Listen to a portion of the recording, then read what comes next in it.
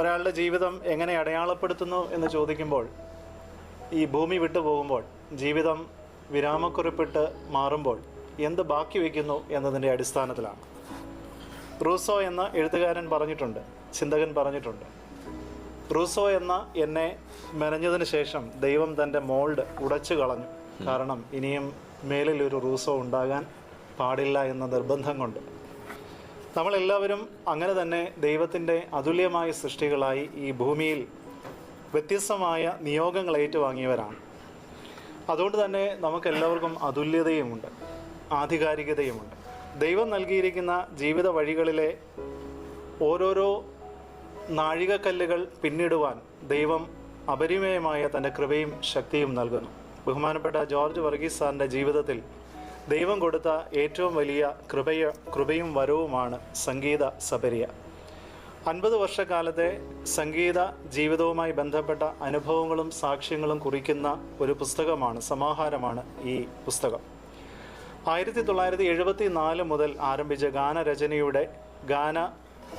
സംഗീത രചനയുടെ വിവിധ ഘട്ടങ്ങളും പരിണാമങ്ങളും ഈ പുസ്തകത്തിൽ വ്യക്തമാക്കുന്നുണ്ട്. അഭിനന്ദ ഡോക്ടർ തിയോഡോഷ്യസ് മാർത്തോമ മെത്രാപ്പൊലീത്തയാണ് ഇതിൻ്റെ അവതാരിക കുറിച്ചിരിക്കുന്നത്. ഡോക്ടർ എബ്രഹാം മാർ പൗലോസ് തിരുമേനി അനുഗ്രഹ ആശംസകൾ നൽകിയിട്ടുണ്ട്. ഗാനങ്ങളിലെ ആത്മീയ അനുഭവങ്ങൾ ഒരു ആസ്വാദനം എന്ന തലക്കെട്ടിൽ റവറൻ PC സജിയച്ചൻ ഈ പുസ്തകത്തിന് ഒരു ആസ്വാദനക്കുറിപ്പും എഴുതിയിട്ടുണ്ട്.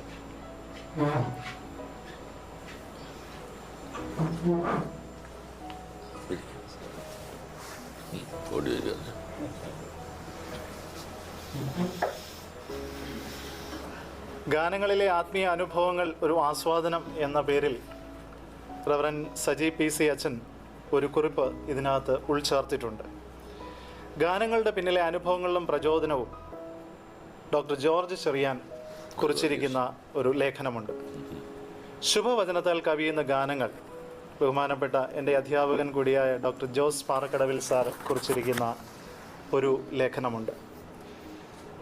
സാറ് ആദ്യം പറഞ്ഞപ്പോൾ ഓർമ്മപ്പെടുത്തിയതുപോലെ DSMCയുടെ പരിശീലന ക്യാമ്പുകളിൽ നിന്ന് ലഭിച്ച പ്രചോദനമാണ് നാളിതുവരെയുള്ള ഈ പ്രത്യേകമായ വരം പ്രചോദിപ്പിക്കുന്നതിന് കാരണമായി തീർന്നിട്ടുള്ളത്.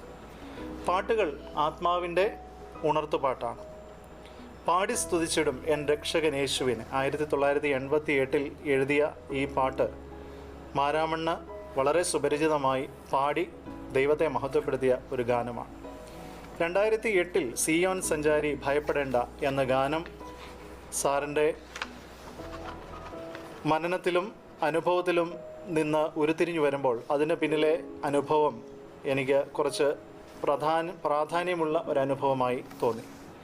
ഡാലസിലെ ഫാമേഴ്സ് ബ്രാഞ്ച് മാർത്തോമ ചർച്ചിൻ്റെ ഇടവക മിഷൻ്റെ ഒരു വെള്ളിയാഴ്ച ഒരു ഭവനത്തിൽ കൂടി വരുമ്പോൾ അന്ന് ലില്ലി എന്ന ഒരു സ്ത്രീയുടെ ജീവിതത്തിൽ ഒരു വലിയ പ്രതിസന്ധി നേരിടുന്നുണ്ട്. ക്യാൻസർ പേഷ്യൻ്റാണ്.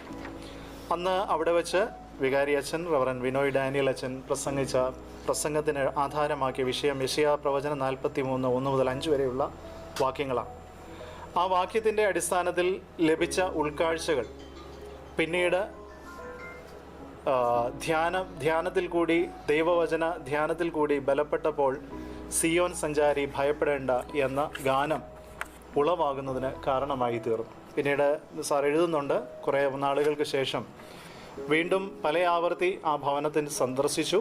എന്നാൽ ദൈവം സൗഖ്യമാക്കിയ ഒരു സാഹചര്യം പിന്നീട് നേരിട്ട് കാണുവാൻ ഇടയായി.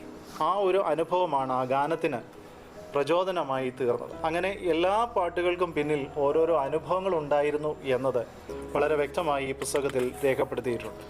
എനിക്ക് തോന്നുന്നു എൻ്റെ ഒരു ഇവാലുവേഷൻ വായന അനുഭവങ്ങൾ സമ്മാനിക്കുന്നതിനപ്പുറം ഇതൊരു ഡോക്യുമെൻറ്റേഷനാണ്. കാരണം ജീവിതത്തിൽ ദൈവം നൽകിയ അനുഭവങ്ങളെ ക്രോഡീകരിച്ച് കുറിച്ചു വച്ചിരിക്കുന്നത് ഒരു ചരിത്രത്തിൻ്റെ രേഖപ്പെടുത്തലാണ്. അതുകൊണ്ട് തന്നെ ഏത് കാലത്തും ഇത് ചില ജീവിതങ്ങളെ സ്പർശിക്കുവാൻ, ചില ജീവിതങ്ങൾക്ക് വീണ്ടെടുപ്പ് നൽകുവാൻ അനിവാര്യവും പര്യാപ്തവുമായ ഒരു സൃഷ്ടിയാണ്. 6 പ്രത്യേകതകൾ മാത്രമാണ് ഈ പുസ്തകത്തിൽ നിന്ന് എനിക്ക് മനസ്സിലായത്. ഒന്ന്, അറിവ് എന്ന ഒരു പ്രത്യേക കാര്യം. നമുക്കറിയാം, അറിവുകളും തിരിച്ചറിവുകളും ചേരുന്നതാണ് ഒരാളുടെ ജീവിതത്തിൽ ന്യായമായ ധാർമ്മികമായ ചില ആധികാരികത നൽകുന്നത്. അറിവുകളിൽ കൂടി ലഭിക്കുന്ന ചില കാര്യങ്ങൾ ഈ പാട്ടെഴുത്തിന് പ്രചോദനമായിട്ടുണ്ട്. 2 അനുഭവങ്ങൾ. ഒരുപാട് അനുഭവങ്ങളിൽ കൂടിയാണ് സാറിൻ്റെ പാട്ടുകൾ സഞ്ചരിക്കുന്നത്. അതുകൊണ്ട് തന്നെ ഓരോ പാട്ടുകളുടെയും പിന്നിലുള്ള അനുഭവങ്ങളെ വളരെ വ്യക്തമായി രേഖപ്പെടുത്തുന്നതിന് സാധിച്ചിട്ടുണ്ട്. ഈ പുസ്തകം അത് ഉള്ളടക്കം ചെയ്തിട്ടുമുണ്ട്. 3 മനനം. ധ്യാനം എന്ന അനുഭവം ഇല്ലാതെ ഒരു ക്രിയേറ്റീവായ ഉൽപ്പന്നങ്ങളും പുറത്ത് കൊണ്ടുവരുവാൻ ഒരാൾക്കും കഴിയില്ല. മൗനമായിരിക്കേണ്ട, ധ്യാന നിമഗ്നമായിരിക്കേണ്ട അനുഭവങ്ങളിൽ കൂടിയാണ് അറിവും അനുഭവങ്ങളും ഒക്കെ പൂവണിയുന്നത്. അപ്പോൾ തീർച്ചയായും ദൈവവചന ധ്യാനവും ദൈവവചന അടിസ്ഥാനത്തിലുള്ള മനനവും അദ്ദേഹത്തിൻ്റെ ഈ രേഖപ്പെടുത്തലിൽ, രചനയിൽ വളരെയധികം സ്വാധീനം ചെലുത്തിയിട്ടുണ്ട്. 4 ദൈവവചന അടിസ്ഥാനം. ദൈവവചനത്തെക്കുറിച്ചുള്ള എരിവും തീക്ഷ്ണതയും അദ്ദേഹത്തിൻ്റെ ഓരോ പാട്ടിൻ്റെയും ഉള്ളടക്കത്തിൽ നമുക്ക് കാണാൻ കഴിയും. കഴിഞ്ഞ വർഷമാണ് 25 മാരാമൺ കൺവെൻഷനിലെ ഒരു പാട്ടായിരുന്നു സങ്കീർത്തനങ്ങൾ പരിചോട് പാടി. അത് ഒരു രാഗത്തിൽ ചിട്ടപ്പെടുത്തിയ ഭാരതീയ സംഗീതത്തിൻ്റെ ചുവട് പിടിച്ച ഒരു പാട്ടാണ്.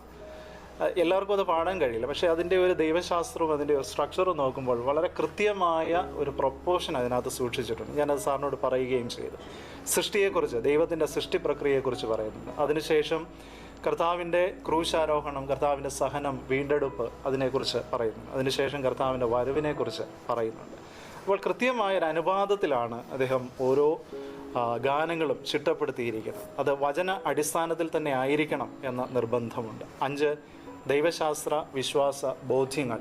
കൃത്യമായ ദൈവശാസ്ത്രവും മാർത്തോമ സഭയുടെ വിശ്വാസവും ദൈവവചന അടിസ്ഥാനവും എല്ലാം ചേരുന്ന ഒരു പ്രബോധനമാണ് ഓരോ പാട്ടുകളും. അത് വ്യക്തമായി ഈ പാട്ടനുഭവങ്ങളിൽ വായിച്ചെടുക്കാൻ സാധിക്കുന്നുണ്ട്. ഏറ്റവും അവസാനമായി പ്രത്യാശയുടെ ശക്തീകരണമാണ്. ഓരോ പാട്ടുകൾക്ക് എന്താണ് പറയാനുള്ളത് എന്ന് നമുക്ക് ചോദിച്ചാൽ അതിനുള്ള ഉത്തരമാണ് പ്രത്യാശയിൽ ശക്തീകരിക്കുക എന്നതാണ്.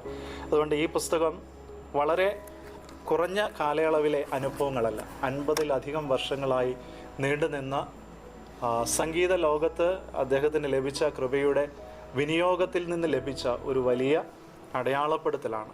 ഒത്തിരി പറയാനുണ്ട് എങ്കിലും സമയത്തിൻ്റെ പരിമിതി മൂലം ഈ പുസ്തകം എല്ലാവർക്കും അനുഗ്രഹമായി തീരട്ടെ എന്ന് പ്രാർത്ഥിക്കുന്നു.